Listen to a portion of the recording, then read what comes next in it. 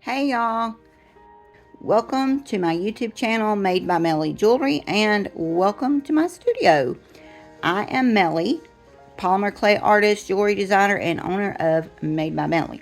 Today I'm going to be working on some this Easter cross. I'm going to be doing this in the embroidery style and 3D flower style, kind of like this one. This is not a completed piece yet. Still have to do the back and put the hanger and everything, but the front is finished. All right, so I've already got some roses made here. I worked on those last night. I've got the full roses and then the smaller just rolled roses or rosebuds. This is my color palette that I'm going to be working with. These down here on the bottom row, I'm not sure if I'm going to use those or not, but I have them out just in case I decide to. But I want to mostly stick with these pinky oranges and the teals and blues. Okay, and last but not least, I have my cross already textured, cut out, and ready to go. I have it on the tile that I'm going to bake on because I always, well, I say always, but like 99% of the time, I cut my pieces on the tile that I plan to bake on because I don't want to handle them after I cut them out, so it doesn't distort the shape. A lot of people do their front and their back in one go, and so they have to take this piece up and put it on paper, but I don't like to do that. I like to do my backs separately. So there we go. Oh, no, last, well, I've already said last but not least. Okay, had some flower cutters here. I may or may not be using those. Also have these little different shaped cutters that I thought might work to cut out individual flower petals and make little flowers, but I almost think they're going to be too big for what I'm doing here, but it may be an option. We'll see. I'm going to try to make some roses on camera, or like at least one, but I don't know if I will be able to, because normally when I'm making them, I'm like all up over them and like just right on them. And I also normally work with my magnifying visor thing, and when I'm filming, I stand up so that I can see what I'm filming. I'm going to look at my phone and see what I'm filming, and I don't know if I will be able to do the roses looking through my phone, but I'm going to try.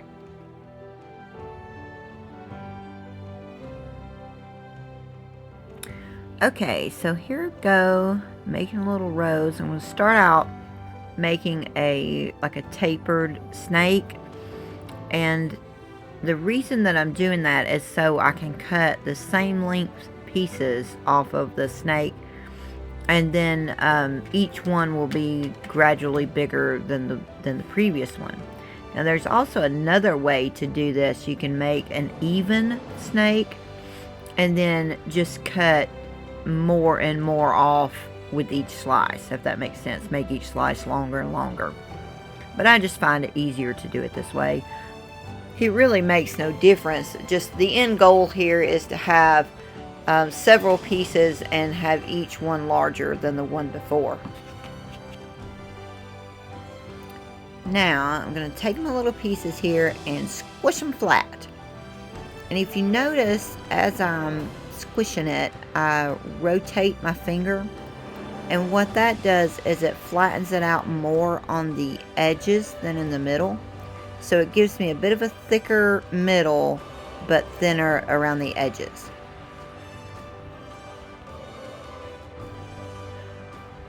And you also may notice that I did not roll these out into little balls first, but that's because I don't want a perfectly round piece. I want the pieces to be varied. I want them all to be different. I don't want them to be just perfect little circles. So I'm going to take my smallest piece, roll it out into a little ball, and then scoop up my first little petal there, and gently roll it around the little ball.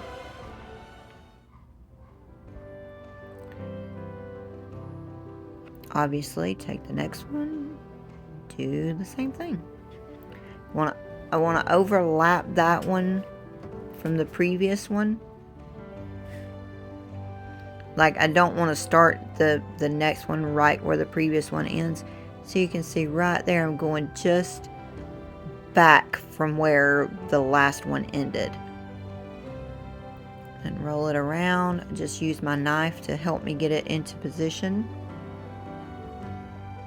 Oops. Yeah, that happens a lot. I'm clumsy, people. I'm clumsy.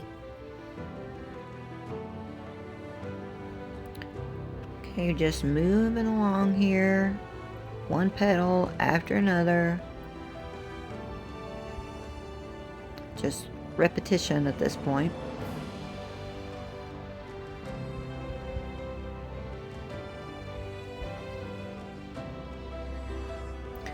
And then this last petal, when I start to put it on right here, see how thick that is on the edge? I want the edges thinner than that, so I put it back down and squish it again. Now, this is not the most beautiful rose that I've ever made, but I think it's not too bad considering I was looking through the viewfinder trying to do this. So, but yeah, it could be worse, but it definitely could be better. Alright, so now I'm going to take my pokey tool, go right through the middle, flip it upside down, and squish the bottom of the petals together. And then kind of twist and roll and get that to taper down. And then as I'm squishing the bottom there, the outside petals will start to spread outward. And then I just take my fingers or my tools or whatever and just help them spread out a little more, shape them, just whatever I need to do to get it to look the way I want to. And then, I don't need all that excess, so we're going to cut it off. And in 3, 2, 1, bloop! Instant replay.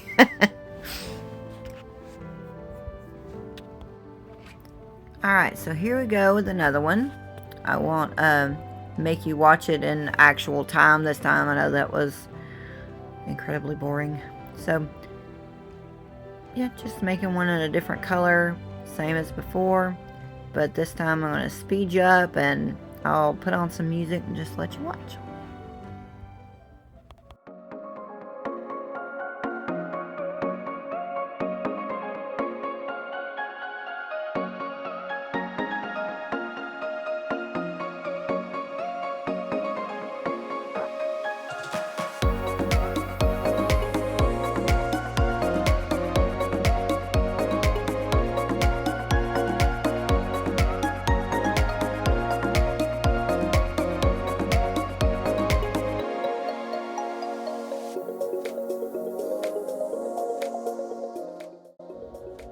So who's taking bets on whether or not I drop this one too? Of course I did. Butterfingers today.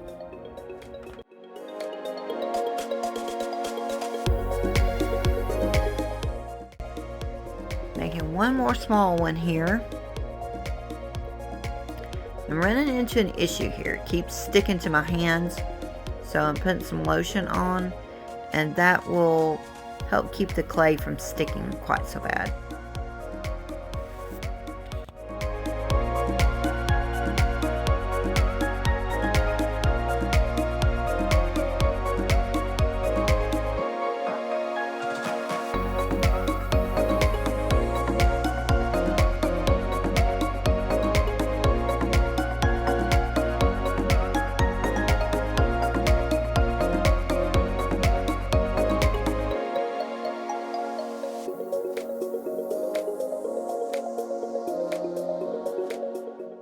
Now on to the little rolled roses or rosebuds. And those are really simple to make. I'm just going to take a very small snake of clay, flatten it out, and then take my knife get the edge started, and then just roll it up with the edge of my finger.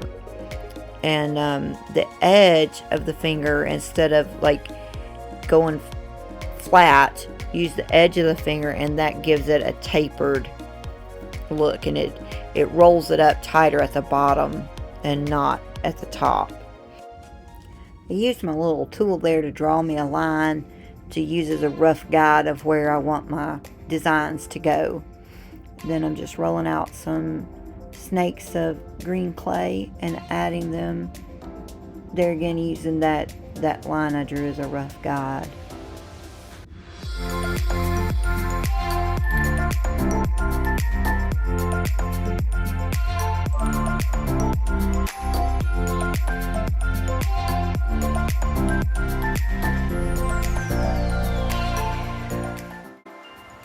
I'm rolling out some little balls here to use as the leaves.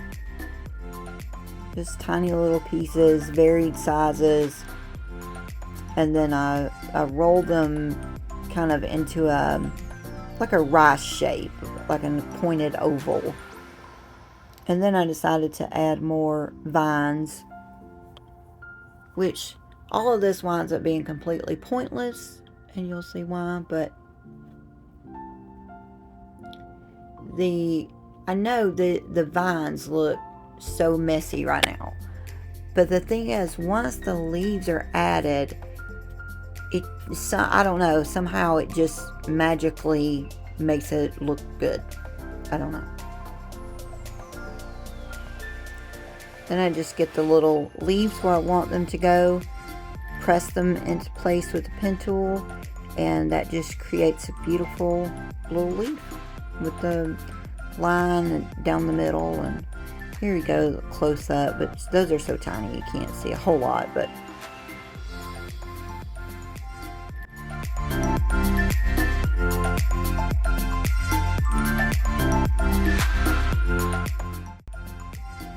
then from here it's just repeat,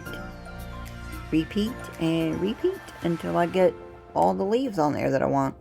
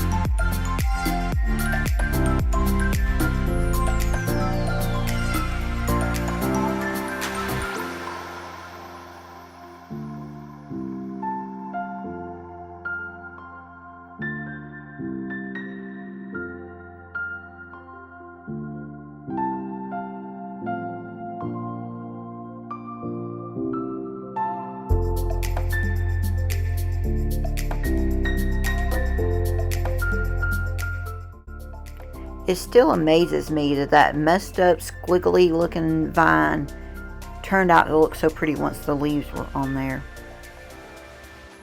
Now I'm going to add some different color green, some mint green. But this time, instead of rolling these pieces into little like rice shapes or pointed ovals, these are just round. It gives a different outcome once they're pressed in.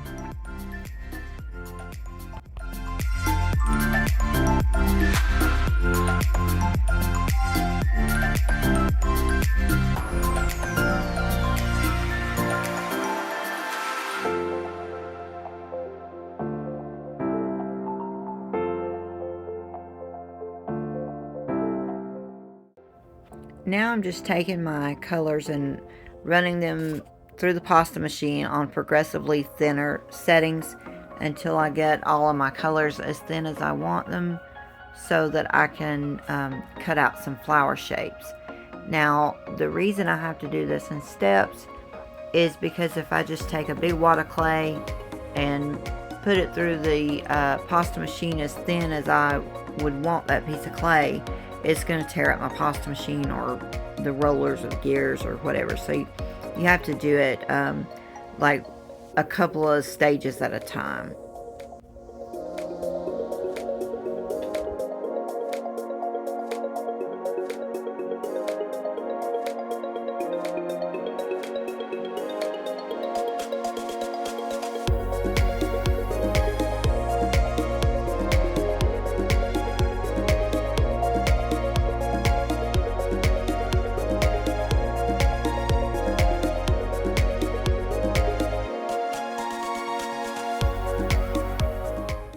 Now it's time to cut out some cute little flowers.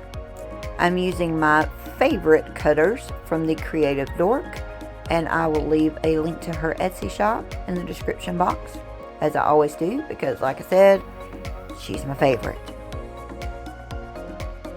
I love her cutters because number one, they're super sharp and they cut really well, and number two, I love the sizes that she offers because I like to make big pieces of jewelry, so I like big cutters, and pretty much all of her cutters, I think she has them listed in her Etsy shop up to 3 inches in 1/4 inch intervals, so you don't have to special order larger sizes. So now I'm just shaping my little flowers. First I flatten them out just a little bit, kind of thin out the edges. Then I just use various tools to shape them, sculpt them. There I separated the petals out. I just try different things for different ones. Just play around with them, have fun, and you know what? If it doesn't look good, so what? You wad it up and make another one. No loss, right?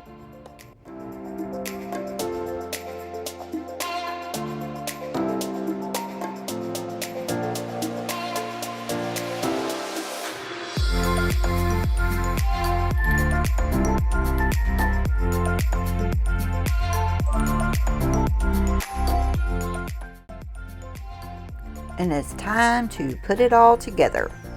The best part.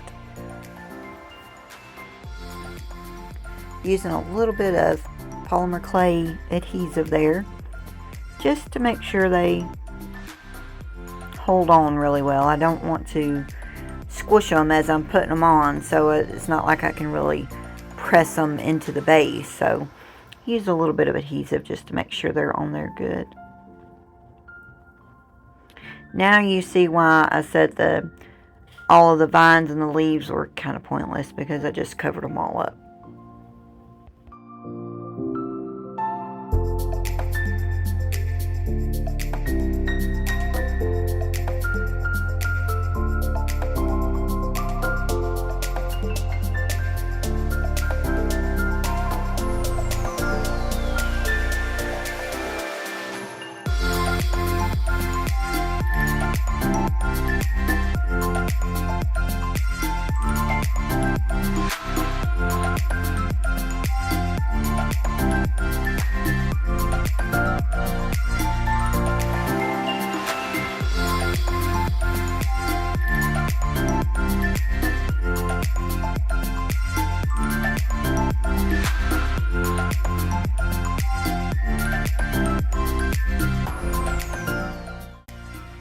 Getting ready to add the centers to the flowers here.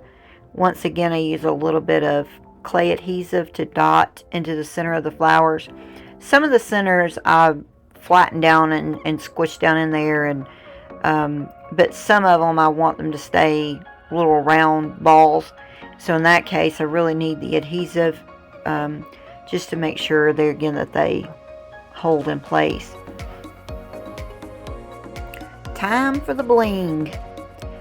Alright, so I used the adhesive on my dotting tool. You see me there dotting it down into the center of the flowers where I'm going to add the stones. Yeah, I shouldn't have done that. the way I'm putting the stones in there, they're going to be embedded down in the clay. So the adhesive is not necessary, because if the stones are embedded down in the clay, they can't really come out. So all this did was make a mess. When I put the stones in, then all the adhesive came up around and got all over the front of the stones, and which is going to make them dull and all of that stuff. I tried to remove that from the stones, and you'll see me in a minute with some alcohol on a piece of paper towel and tweezers trying to scrub it off of the stones. Yeah, that didn't work. So off camera, I had to go back, and here I'm trying to clean it. I had to go back and remove every one of those stones and then add them again. And here we are, ready to go in the oven. Okay, so here is the finished piece. I added it onto a stainless steel chain. I added a bead here for a chain weight at the end with the stainless steel clasp and the little stamped stainless steel marker. And this chain, the way it's made, it's large enough that it can be clasped anywhere you want to on the chain. So I did not add an extender, because you can make your own extender. I did not have a bail that was large enough to accommodate this chain, but I wanted a large chain to balance out the large pendant. So I just added 3 large jump rings to this hook here that I made. I did not show that on film, but I took stainless steel wire and formed it into the hook, and the rest of it is embedded down inside the cross.